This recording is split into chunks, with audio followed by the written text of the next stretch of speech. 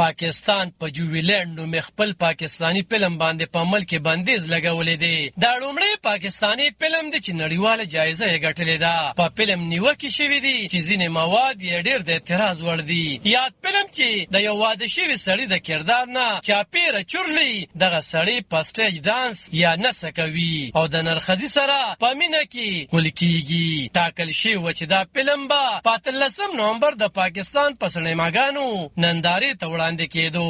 دا لومړی پاکستاني فلم دی چې د کان په فلمي میله کې جایزه یې ګټلې ده.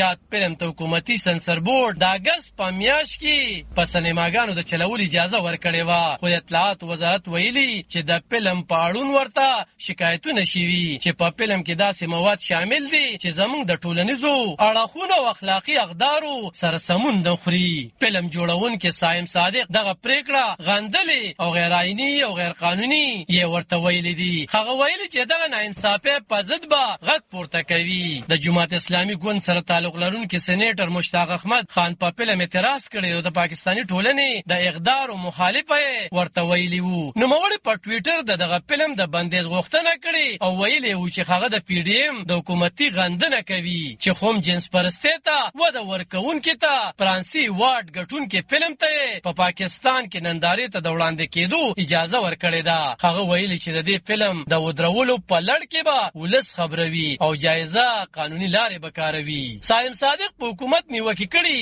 چې د ځینې انتخاب پسندو د فشار له امله یې دغه ګام پورته کړی او د اطلاعاتو په وزارت یې غږ کړي چې خپلې پرېکړې ته بیا کتنه وکړي. پاکستان کې د فلم او هنري ټولنې سره تعلق لرونکو د فلم په بندیز نیوکې کړي او پوښتنې یې راولاړې کړي دي چې په داسې ملک کې په فلم بندیز لګول شوي چېرته چې د نرښځیانو قانوني حقونه منل شوي دي. د وزیراعظم یو سلاکار سلمان صوفي ویلي چې وزیراعظم شهباز شریف د فلم د معاملې په اړوند یوه کمیټه جوړه کړې ده او هغه به پرېکړه کوي چې فلم نندارې ته وړاندې کړی شي کو نه شي. هغه ویلي چې په خپله د فلم د بندیز په حق کې نه دی. پاکستان کې په وروستو کې نرښځیانو ته یو شمېر حقونه ورکړي شوي چې پکې د ووټ د ورکولو او نوکرۍ ترلاسه کولو حق هم شامل دی.